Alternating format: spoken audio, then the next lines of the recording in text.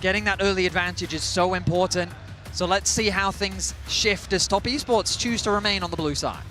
And now the Azir banned away the Talia. Again, we're going deeper into the mid lane champion pools. We've got some creative Caps picks. gets targeted more. Yeah, LeBlanc now taken away as well. I think good news for G2 that they were able to win, especially against the Kiana from Kanavi. I think Rob highlighted it on the desk as well, but taking away some of these more niche picks that can often be difficult to play against when you don't see them as much domestically is a big win in the context of Fearless. Jarvan, I think, is a very important jungler in Game 3 especially, because when we think about the most meta, the most potent, the most effective early game junglers, I feel like Jarvan raises very high on the list, and I imagine both these junglers will want to get their hands on the pick. But is it something that's worth first picking? Is it safe enough to pick this early in the draft when we know that especially a team like G2 has so many creative options? Yeah, I usually like seeing at least one immobile carry for the opponents to lock in, to then be able to use it.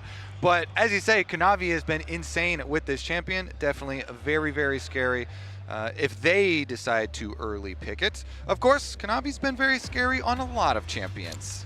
That he has, but you highlighted Jarvan, his most played in Split 3/Summer. And a lot of the mobile 80 carries, you know, off the board. Well, Ezreal is the biggest one, right? Kai'Sa as well, yeah. so. Yeah, Trundle is still available, so that one's definitely pretty high priority. Sion also up, which means we may be in a situation where, you know, an early Trundle denies or at least warns against an early So Sion. this could be the Kled Trundle type of draft that we could see from G2, depending on how confident Top Esports is to blind pick the Sion. And I think picking the Trundle is a really smart adaptation, because then it deters the Sion pick away from G2 and it still allows Top Esports to get it for themselves. G2 is an awkward position to be in, right? Sion has been so consistently high value, kind of, unless you can 100% shut him down in the early game, which is technically what TES did to G2 in that first match in Swiss. This is a champion that feels kind of this inevitable front line that will be hard to deal with, but with a Trundle locked in, G2 may be forced to give it away. Poppy also got through the bans this time around, so as we progress and we start to see, you know, dash carries actually picked up, gonna have to remain cognizant there, see if they decide to get that powerful pick. All right, we get a pushing bottom lane here. And it seems like the read that you had, Vetty, talking about pushing lanes, lane dominance early on, and this could be big.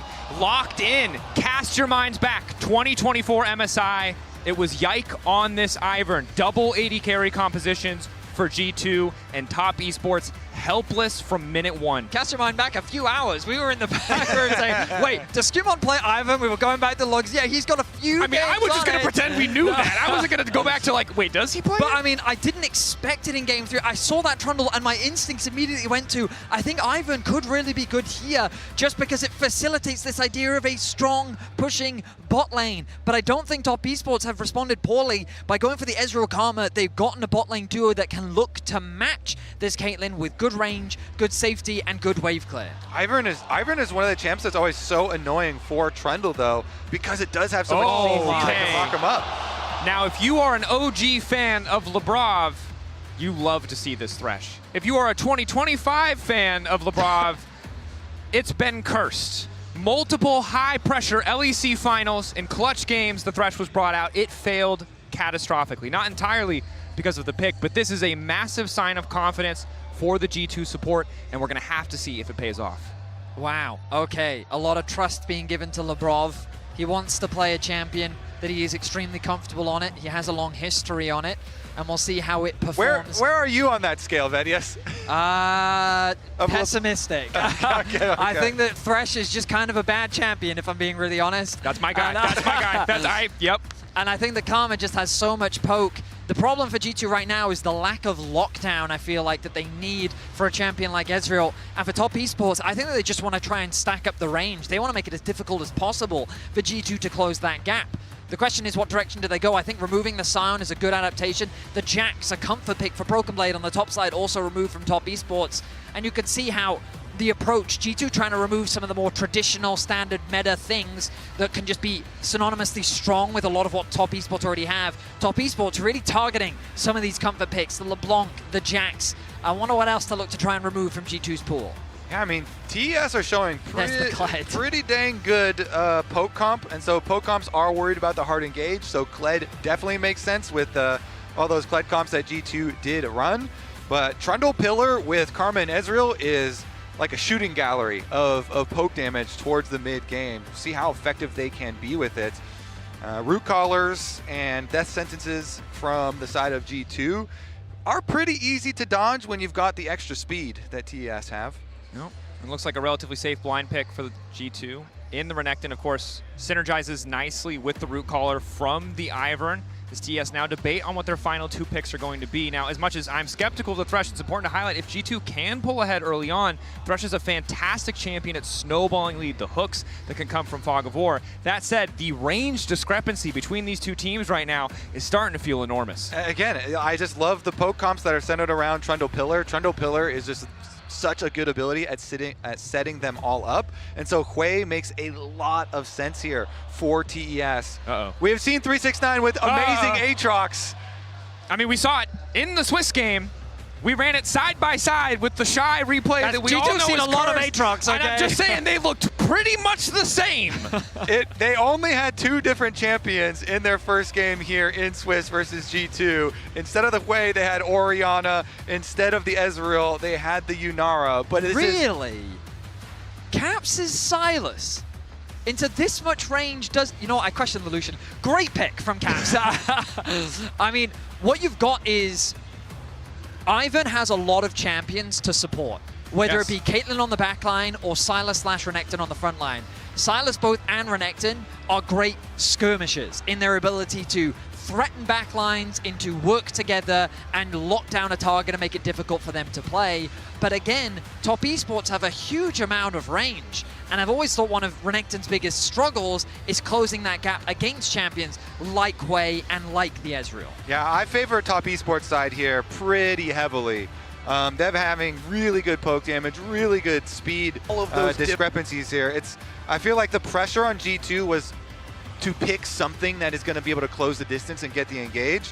And that is going to be difficult for them to accomplish. They have the Silas, they've got the Renekton, the Root Collar. Still going to be so hard for them to get on top of these key targets. And again, game 1, all about early domination. Game 2 for G2, the same, through that Lucian Bard. Game 3, the advantages in lane have often been the key component of who comes out on top. It has not been about late game scaling or team fighting. It's been about massive early leads, and G2 may need to find one again if they want to fire back in this game 3. 1-1, game 3. After the first game, the hope died a little bit for EU fans, but then G2 bounced back, and we find ourselves in a tense series. Winner of this will go to match point. Will be one step closer to the semifinals at Worlds, while the other will fall further behind and closer to being sent home. G2 with position on the bot side of the map. We have to bear in mind the split map. Both AD carries want the support of their junglers. They'll be contesting for that push, and we'll see if either side try and fight for early enemy jungle control.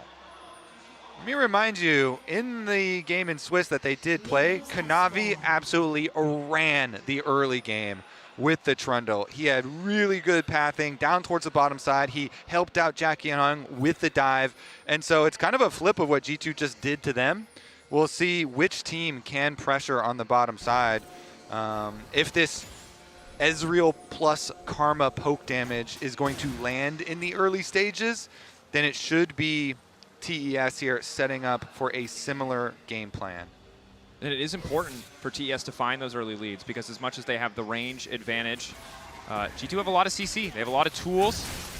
If they find a lead, make it very easy for them to play out the fights. TES need to be clean on the movement, need to pick the right angles. Early lane should favor them.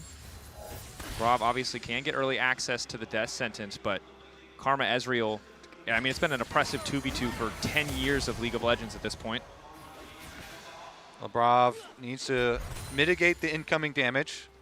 Try and not take too much poke damage as they're fighting over the push. Meanwhile, Trundle will be pathing down towards this bottom side as expected to try and make use of the Karma Ezreal poke. Same thing in mid lane though. So G2 are going to have to deal with both mid and bottom being kind of weak points as far as the push goes. Silas, of course, always has the opportunities for going for all-ins when you have an Ivern jungle. And that's the one thing Creme does have to be a little bit careful of. Nice trades there from Creme, though. Punishing Caps when he can. The farm from Caps, pretty solid overall, as BrokenBlade at the very least has push on the top side of the map.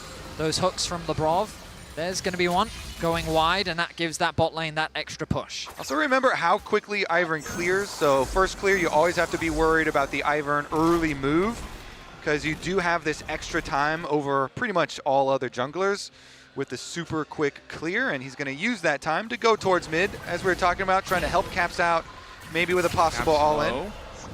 Instantaneous fear. Good use of the despair from Creme just to make sure the Caps is forced back. Does allow Caps to, at the very least, push out the wave, get a moment for himself, but Kanavi now looking to punish. Creme still moving in. Root Caller going to hit. Doesn't quite connect. G2 are able to walk away, but obviously playing a little bit on the edge there because Trundle can do so much work in those early skirmishes. And the other part of this is that you know this Ivern's been chased up to the top of the map. So that allows Hong and JackeyLove here to continue to try and throw out some poke and try and wear down on the Caitlyn and Thresh extra potions that they have. Currently, Labrov is dry on potions. No more sustain left for him for the Thresh. And that's the one that's going to be in pain as they continue to focus. Early back coming through from Caps as he'll TP back into the middle lane. Creme, once he clears out this wave, I imagine will look to do the same thing. Hook! Hook connecting, forcing a cleanse out from JackeyLove. Now that trap combo is scary, so he wants to avoid as much damage as possible. Now, SkewMod making his way top lane. BrokenBlade can just leverage the stun here. Infernal Chains do pull him back, but it might not matter. SkewMod, decent damage now coming in. The shield, extra slow there. BrokenBlade still waiting for that cooldown, though. Might not be able to finish it. Does not want to go under tower. One more auto, and SkewMod manages to seal the deal. Beautiful CC combination. Renekton stun into Root Caller from the Ivern, and G2 grab first blood again. I really didn't think that BrokenBlade would actually have the damage to secure that kill, but they're just able to secure it. Caps misses out on the cannon minion as Creme with fantastic pressure in the 1v1. Hong now hovering around mid lane. Trundle isn't that far behind either. Severing Bolt, a mantra Q to come over the wall perhaps. So they spot Caps. They see SkewMod as well, so they decide not to risk it. Instant flash comes in, of course. Ivern, pretty obnoxious champion to try and counter jungle. Yep. When he has that smite available, there's not much that you can really do. But BrokenBlade on this Renekton now in a great position. We know that when this champion gets a little bit of a lead, it becomes very difficult for his lane opponent to reclaim control over the wave. And so getting that Renekton ahead early, a nice advantage for G2 that should set up BrokenBlade for success. Yeah, if G2 can get their front line ahead, having the empowerment of Ivern, then they can really bully this TES squad. Something they have to be very careful of. Again, they get the resets right back out. You get the early Dark Seal plus your Lucidity boots here. So SkewMod definitely set up to make some of these counter plays. If him plus Labrov can clear out the vision through River to allow these roams back and forth. HansSama, flash forward from Hong, looking to lock him down with the root and still manage to connect as Kanavi moves in. That's the pillar locking in as well. JackeyLove's W going a little bit wide here as HansSama tries to back out with the lantern, denying the play. Labrov ready to body block as well as Creme is moving forward, has access to the ultimate, the spiraling despair. Labrov still frontlining SkewMod, the shields. We're going to keep him standing for now. Labrov is forced to flash away. TES with control of the bot side rivers. There's an all-in top. Dominance already used by BrokenBlade. 369 on the way out with the Whirlender. Should just be able to walk it off. That priority on bottom lane, though, is going to result in full river control for TES. Kanavi goes off of the Dragon to look towards mid instead, but there's no flash on Labrov. Kanavi now level 6. Caps level 6 as well. Moving in right under Creme. Might be able to find the 1v1 as Kanavi now starting to run. Caps can just take the ulti away and look to finish the kill. Kanavi forced to use the subjugate to stay standing. Creme debating if he wants to commit to this, but it's Hong and JackeyLove on the way in. Caps, quick dash out with the abscond. We'll just be able to retreat, but both sides fishing for these angles, looking for these plays. I really thought Caps would commit harder, but he has much better map awareness than I do, realizes that the bot lane of Top Esports is ready to collapse. They can probably collapse quicker than he would be able to get that kill and get out. So instead, G2 choose to disengage. A lot of respect being shown towards Top Esports. He's going to steal the Karma ulti just to connect the Mantra Q to interrupt Creme's base. Nice little play there from Caps. He's not really going to have much mana, though. This Cannon Wave going to force Creme to stick around for a little while longer, as it's actually bought time for HansSama to make his way towards mid. Labrov going to use the Lantern to bring HansSama into mid lane that much faster. Only looks like a single melee minion. Not even that will get denied, so good lane assignments from G2. Good use of the Lantern once again. It was a scary situation in the river there, hung with great awareness that tether range, as long as he flashes early enough, HansSama wouldn't be able to escape from. And in conjunction with Kanavi, it was so close to getting a big kill onto HansSama, but as you highlighted, Dracos, the use of this Lantern, something we haven't seen, it feels like in years, coming to full effect here in Game 3 of this best of 5. And the other big thing is, while Thresh can be a very feast or famine champion, if you're the team who gets to set up first, he can feel so powerful. Yeah, same thing for Caitlyn and the Caitlyn traps. Nice little brush line here is going to allow the quicker stack up as well. Lantern safety is still there. Nicely done from G2. All 3 grubs acquired. A bit of a misplay there, though, as HansSama and... BrokenBlade. Just the cleanse out of JackeyLove, but both SkewMod and HansSama were in awkward positions there. SkewMod loses his flash as 369 ulties. And they're traded. Infernal Chain's miss, and 369 doesn't want to push any further. Cap's going to quickly get away to safety. Has the TP available very soon. Keep your eyes on the minimap, though. The rotation is going to come through from G2. This time around, it looks like they want to send Caps back to mid. They want to have HansSama go and catch that top wave. Dragon, it seems G2's more than happy to concede, as 369 is now facing up against the G2 bot lane. In respect to BrokenBlade, this man is clearly very comfortable getting the short end of the stick, as he now likely has to lane against the Karma Ezreal, but instead, Top Esports don't want to stick around, don't want to push any advantage there, instead want to match lanes with G2. It's a moment of indecision. They did start the recalls, but they will now opt to stay in the bottom lane. HansSama and Labrov do their best to pressure 369 out, try to maybe get some of these plates down. Kanavi hovering the bot side of the map, knows that JackeyLove and Hung are in a position to get ganked, but also gives him an opportunity to invade. Subjugate available. SkewMod in a position to cover the dive if they do opt to go for it. Laying down the brush. Using the shield to keep BrokenBlade topped up. Yeah, should be able to just grab the dragon there for TES. Top side getting some turret plate money as G2 continue to reapply pressure, though. I think Top Esports know that with the pressure they have in bot, the wave clear they've got in mid, there should be an uncontested objective. Ivan hovering around mid lane means that 369 shouldn't feel like he's in too much danger. HansSama and Labrov will just fish for poke, and you can see the Ezreal ultimate as well. Coming through the top lane, trying to thin out that wave, also threaten G2's bot lane in the event of the dive, but Hans is more than happy to just play for plates right now. And despite a difficult first few levels, right, where JackeyLove and Hong are able to put all that pressure down, HansSama and G2 have been able to bring themselves back in this game. It's a 200 gold advantage, but perhaps a bit too keen to take away some of these camps. Labrov is there with the Lantern. Can it get him out this time? The answer is no. SkewMod gonna fall, but gonna go move with the fancy footwork just in time for JackeyLove to snipe out the kill. The triple wards dropped, plus extra bodies on top of the Lantern. Good luck clicking that thing. Zoom in all you want. SkewMod takes his own root collar into his death at the Gromp. Yeah, really a big misplay there from SkewMod. He doesn't respect Top Esports' likelihood to swap to try and match this bot lane. And he ends up getting punished for it. Hung in a great position. And for now, Top Esports, they have advantages in terms of gold on the bottom side of the map. JackeyLove picking up that kill, very valuable for this Ezreal as he continues to work towards that Trinity Force. And while BrokenBlade does have a decent individual lead, 300 gold, 369, now level 9. Big break point for the Aatrox. Maximum rank of the Darkened Blade allows him to just essentially spam it infinitely. Individual matchup is going to be a bit more difficult, and G2, we know what they can do when they find those root collars. They have this short-range composition. If they get the setup, but it's still hard for them to find those angles if they're not pushing out these waves first. However, HansSama remains a thorn in the side of TES in the top lane. JackeyLove not in a great position to all in, and so just has to accept being pushed in. You'll notice an experience difference being built up between the two supports.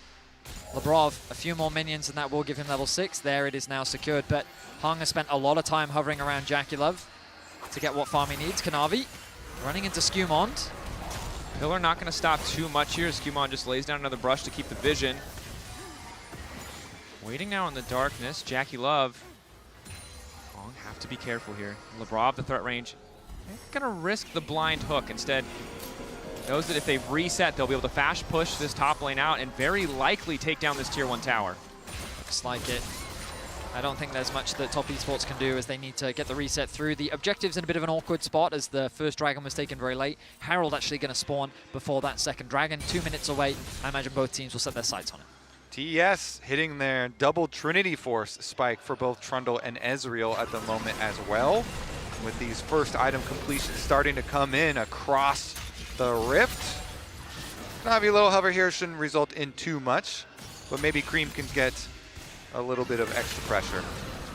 Creme happy to have the individual gold lead. I guess the question, gentlemen, is if we go late, we said earlier the range advantage for TES would be hard to deal with. Is keeping it this close favorable for TES? I mean, I just feel like it depends on, are G2 going to be able to land some of their single target CCs? You know, they have the Silas stun, they have the death sentence, they have Renekton flashing in and single target stunning somebody. And then Caps, if you're looking at him stealing an ultimate, is he gonna, you know, try and steal a Hui ultimate to try and make use of the big AoE slow? TES, I feel like they should be able to just keep up pressure, and they are at least gonna trade top side for bottom side pressure. Trading sides of the map, of course, Trundle a terror on those towers, and while there's a lot of tools to protect HansSama, not quite able to work through that objective quickly, even with the power of 3 grubs from the plays early on. And I think Top Esports want to keep this going. Even with the grubs advantage that G2 has, they're going to commit to the recall. BrokenBlade really can't afford to approach the wave. He has his ultimate to try and protect it, but Creme is on his way as well. TP committed. Creme first on the move as well. I think sees the TP and all of TES just call the play off. Labrov still looking for a bit of a hook here, but just posturing. Not going to be able to find the angle. TES playing really well on that side wave to force G2 to respond. And a nice catch from 369 as well. He's already going to get the push out. G2 have committed 5 members to the top side. They wanted to use the redemption to interrupt the back, but the prediction of where they were didn't quite come through. This should be an easy cross map for Top Esports as 369 will be able to secure that tower. The problem for 369 is, hook. He doesn't realize that there are 3 wards on the bot side of the map. TP is available for Caps. TP is about to come up for BrokenBlade. They could look for a very deep flank to get a collapse onto 369. It's also 20 seconds away from that Mountain Drake. TES were able to grab the first cloud. Instead, G2 happy with the Herald. See if Caps wants to burn the TP down to this bottom lane tower. Instead, it seems like he'll be happy to catch the wave wherever it's at. TES, though, see an easy angle to set up around this Drake. G2 aren't going to have any bot prio. It will be difficult if they want to contest this. I think more likely that they just give it away. Yeah, I think it's the trade. My question is, are they going to try and send 3 people towards Creme at the moment? Do we have Labrov like looking over the side wall here to see if they can pressure this Hui? I will say that XP going the way of Top Esports right now, mainly because 369 has spent so much time isolated in the side lane. Creme doing the same. They both have about a half a level lead as G2 pushing this top wave in with the Heralds. Not much the Top Esports can do to stop it. Ulti onto BrokenBlade. Caps has to be so careful here. He is completely isolated from his team. And of course, when I say that, that means that he has to fight. Playing on the edge. Labrov obviously moving into the mid lane, as is HansSama, but HansSama has to be careful not to step too far forward. Has SkewMod to protect him, and not just 1 redemption, Vedius, but 2 ready to go. That said, TES, I think, pretty okay with this trade. Obviously, they had already lost the Herald, so losing a tier 2 on top of that isn't unexpected. Are still able to get pressure bot as well as the second Drake. There's going to be so much healing and shielding in this game with the setups here. Question is, are they going to be able to keep people in long fights? I mean, the fights are the part I'm most interested about, you know? Like, please fight. We've got a lot of speculation. We talked about in draft how it feels Top Esports' composition has a lot of range. They're very easy to play out, especially when contesting around these neutrals. But G2, they'll be reliant on finding these flanks. They have Ivan's support as well. Right now, with no objectives on the board, both teams will be prioritizing completing their items. Second items being worked across the board for both sides. But this Ivan, it's a champion that throughout my career, I've always underestimated how much scaling he really provides. And often we see him paired alongside other enchanters or engaged supports even. But I'm just thinking about Caitlyn with an RFC with an Ivern on top. That seems quite scary to me the later this game goes. And we've seen that type of combination pop off before. So really, who knows how this late game or mid to late game will play out. And the big thing that I'll say for Caitlyn, and this is true with all the range TF has as well, is whoever gets first set up on that objective is in such a fantastic position. The brush, the traps, the ease of hooks when you know someone is going to walk into you, the general lack of people who really want to face check or are comfortable face checking on the TES lineup. But of course, the same can be said about the Ezreal range, the Hwei range. Neither side wants to be late to the play or have to walk into what the enemy team is bringing.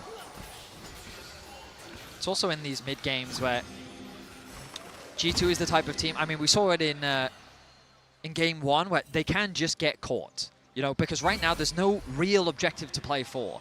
Mid is not an easy objective to siege on. And so I'm very cautious about how G2 play the map right now because your priority should just be soaking up as much farm as possible. Caps is slow pushing bot wave to scoop as much farm as possible. He knows he doesn't need to push because there's no need. There's no objective that he needs to be present for. There's nothing that he has to go and force. Meanwhile, on the top side of the map, Creme is just going to quickly clear out that wave so they can get it to reset off, and I imagine work towards that second item. Yeah, and Caitlyn is happy to work to really end game crit builds and fully fill out. You know, HansSama definitely has a lot of potential as all these crit multipliers do start to come in and they can progress. You can put up the extra brushes, you know, for him to headshot from as well, and all of the healing and shielding that they have to kind of kite backwards. He can become this Caitlyn turret as we progress deeper on into the game. 369 potentially caught out on the side, immediately going to use the World Ender as Caps tries to chase. Flash away from the Abduct. Knows that if that single piece of CC hits, that Daisy very likely means there's nowhere else to go. So Flash and ulti burn from 369, 32 seconds ahead of that Otacon spawning. I would be surprised if these teams immediately try to force the Otacon, but that Dragon looks like a juicy target. 369 with his Flash unavailable could be the target of an unsuspecting pick. And now he has to be so much caution on a side lane. That vision control on the bot side of the map very much in favor of G2, but the opposite is true for top Esports on the top side. Good river control, wards littered, making it very difficult for G2 to see anything, and that's giving Creme the safety to push out that top wave as well. He's pushing as deep as he can. That top tower, remember earlier, took a lot of damage, but now he has to back away. Hung heading up towards the top side, providing more information and vision. Kanavi just going to start this one off. They still have no vision control here through the tri-brush. There we go. Now they're going to take it away, and of course this is the difficulty for G2, is who face checks into Creme, into JackeyLove. Kanavi already pulling the Otacon back, doesn't want to be too close. Caitlyn's backing, they have no idea. Now they suspect TP coming in from 369. Might not have Flash, might not have ulti, but there to back the team up on the objective. If they don't have Caitlyn, they cannot fight. So the timing window here for Hans walking back is just going to be too slow. This is for sure just TES objective. And credit to TES, recognizing the strength of their own composition, that they had enough control on top side to go for it, not waiting for deeper vision, happy with just that tri-brush. Yeah, I mean, just fantastic setup.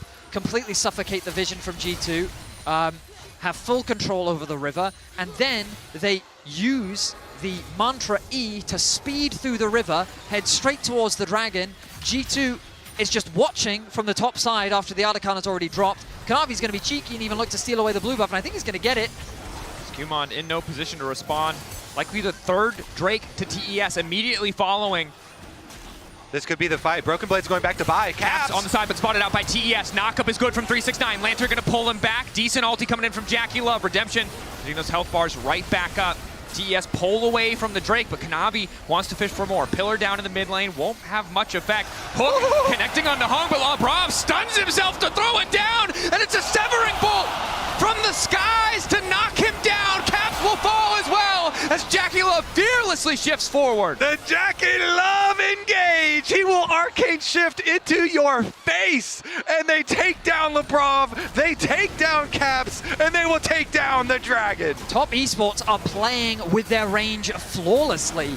G2 cannot approach at all. They suffocate G2 away from the vision, they take apart their HP, and they catch Caps out of position. And this is why we thought this Thresh could very well be a liability. You can just just Arcane Shift right on top of him as long as you have confidence to dodge the hook shot. But it started out with Caps being the one that was a bit of a liability here. No flash, chunked out, so they know Silas is out. This is our opportunity to just pounce. Labrov, he's looking for a hook. He does connect it onto Hung, but then it's an easy chase down from JackeyLove and Creme. They secure a pick, they convert it into another one.